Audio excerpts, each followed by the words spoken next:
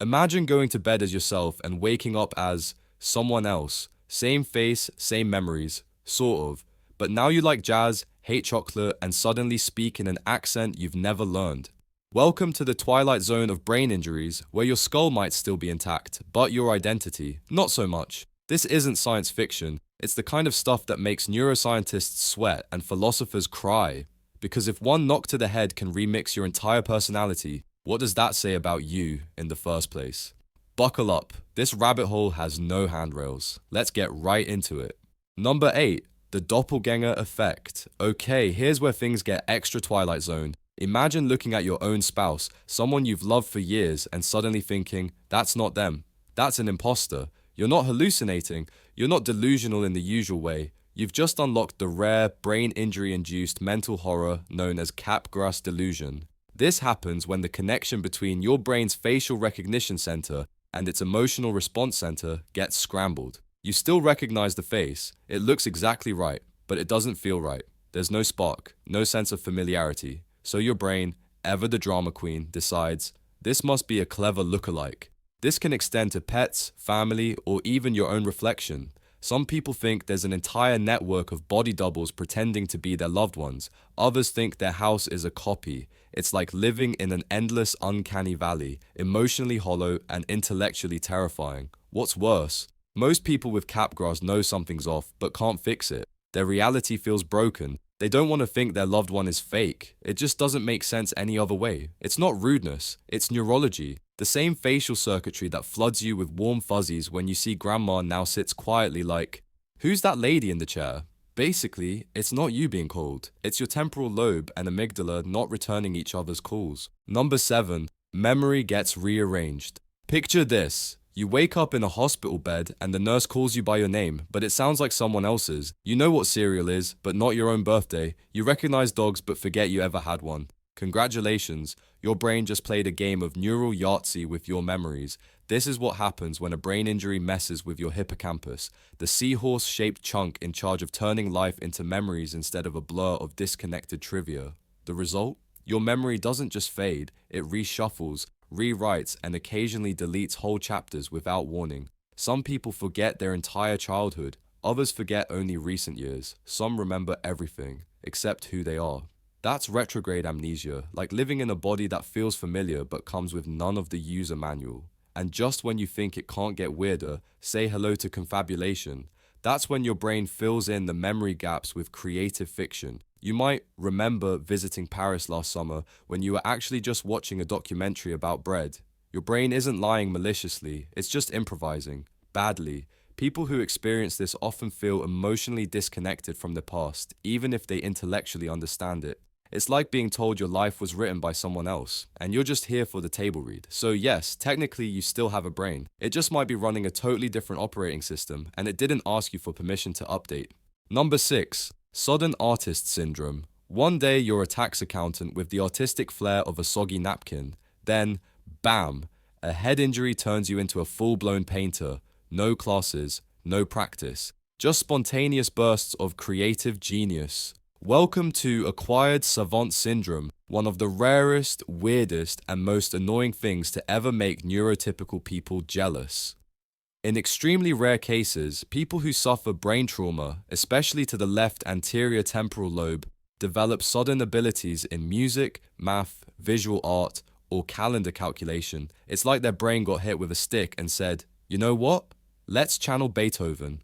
Scientists think it might be due to the brain suppressing certain regions that normally act as creative gatekeepers. With those filters removed, other areas start overcompensating, especially in the right hemisphere. That's the artsy, feelingsy side of your brain, now free to go wild. One man, Derek Amato, hit his head diving into a pool. After waking up, he suddenly knew how to play the piano without ever learning it, like his brain downloaded GarageBand in expert mode.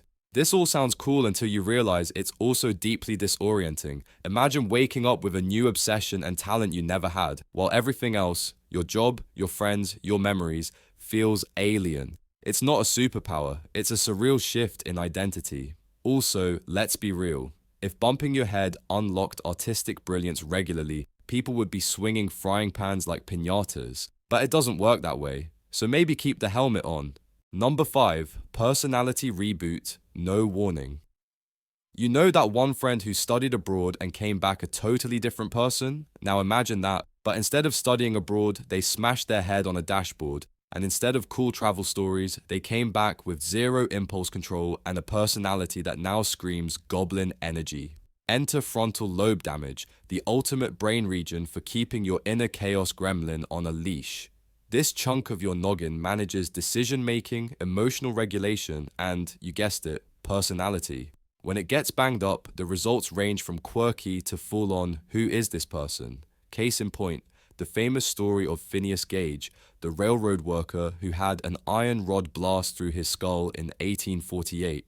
Amazingly, he survived. Less amazingly, his co-workers said he was never the same again. Pre-accident Phineas was responsible, hard-working, and polite. Post-accident Phineas? Profane, impulsive, and apparently very into bar fights. This isn't rare. Modern brain injury survivors often report shifts in temperament. Calm people become aggressive. Timid folks become loud and inappropriate. It's not that their memories vanish, it's that the emotional filter gets unplugged. If the old personality was a carefully curated Spotify playlist, the new one is just shuffle mode on maximum chaos. Some people even describe it as mourning the old version of themselves. Because that's what this is, a neural identity crisis, not a reset button, more like a patchy update that leaves half the apps glitching and the other half speaking French. So yeah, your personality? It's not carved in stone, it's more like a sandcastle. Beautiful, fragile, and one traumatic wave away from turning into something unrecognizable. Number 4. Stranger in the mirror. Imagine waking up and being 100% convinced that your mom has been replaced by a clone. She looks like your mom. She sounds like your mom.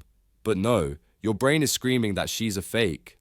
Welcome to Capgras delusion, a truly trippy disorder where emotional recognition breaks and suddenly people you love feel wrong. This isn't some paranoid fantasy cooked up in a spy novel. Capgras happens after trauma to areas of the brain that link facial recognition to emotional memory, often the amygdala and the temporal lobe. The result? You recognize the face, but you don't feel the connection, so your brain fills in the blanks by assuming imposter.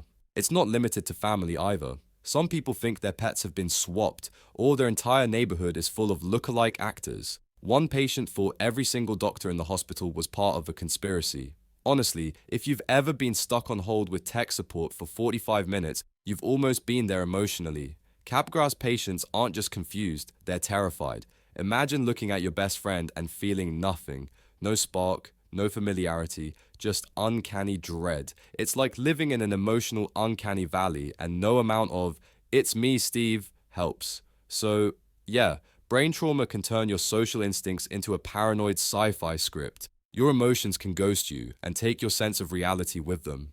Number 3. Memory, meet the shredder. Here's a fun nightmare. You recognize your house, your favorite food, and that you definitely hate Mondays, but forget your spouse, kids, or the last 10 years of your life. Welcome to retrograde amnesia, where your brain decides to Marie Kondo its memories, and you didn't even get a say.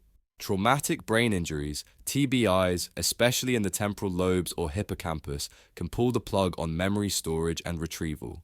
It's like your brain is a corrupted hard drive. Some files open fine, others, gone. And it's not always the newest memories that vanish. Sometimes your brain goes full chaos mode and keeps that one embarrassing middle school dance memory, but deletes your wedding day.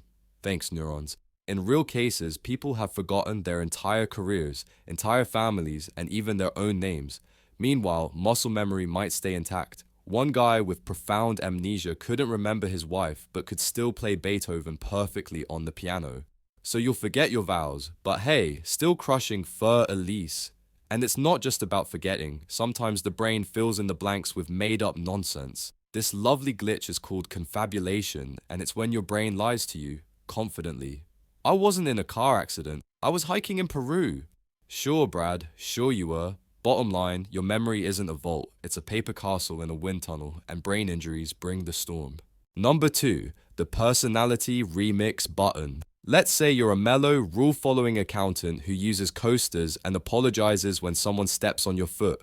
Then boom, trauma to the frontal lobe, and suddenly you're gambling rent money, flirting with baristas, and getting kicked out of IKEA for climbing the model bunk beds. That's not a midlife crisis, that's acquired sociopathy. The frontal lobe is the brain's version of a chill, reasonable friend. It keeps your impulses in check, reminds you not to steal snacks from children, and generally helps you adult. Damage it, and the brakes come off. People start acting impulsively, lose empathy, and become emotionally unpredictable without realizing they've changed. Their families notice, their friends notice. But to them, everything feels fine. A classic case? Phineas Gage, the guy who had a railroad spike shot through his head and walked it off. He survived, but the chill, reliable foreman became aggressive, erratic, and socially awkward. It was like a total personality reboot. Less Excel spreadsheet, more chaotic sitcom character. This isn't just rare drama either. Even mild TBIs, traumatic brain injuries, can lead to personality shifts, from introverts becoming extroverts to sweethearts turning snarky. It's not a choice, it's rewiring, which means your true self might just be one head injury away from turning into your annoying cousin Darren. Number 1, the wrong accent club. Picture this. You stub your toe, curse in your usual voice, and 2 weeks later, you're ordering breakfast in what sounds suspiciously like Scottish opera. Welcome to the weird world of foreign accent syndrome, a real, documented condition where people suddenly start speaking with accents they've never actually learned. One woman from the US got a mild concussion and came out sounding like she was born and raised in rural Ireland. Spoiler, she wasn't. And no, this isn't someone putting on a bad impression for fun. MRI scans have shown small, sneaky strokes or trauma in the speech centers of the brain can literally reroute your vocal patterns. Your brain, in its infinite glitchiness, basically rewires pronunciation in all the wrong ways. You don't gain a new language, you just become linguistically confusing at parties. The scariest part, these aren't just funny voiceovers. People with FAS often struggle socially because no one believes them. They sound like frauds in their own skin. One guy developed a thick French accent after a car accident and was accused of faking it for attention, and he was Canadian, which honestly makes the whole thing extra cruel. So yeah, your brain can decide that you now speak with flair, whether you like it or not. Basically, your identity is one slippery, wobbly Jenga tower, and your neurons are drunk. That's all for today. I'll be making similar videos in the future. Subscribe to see them.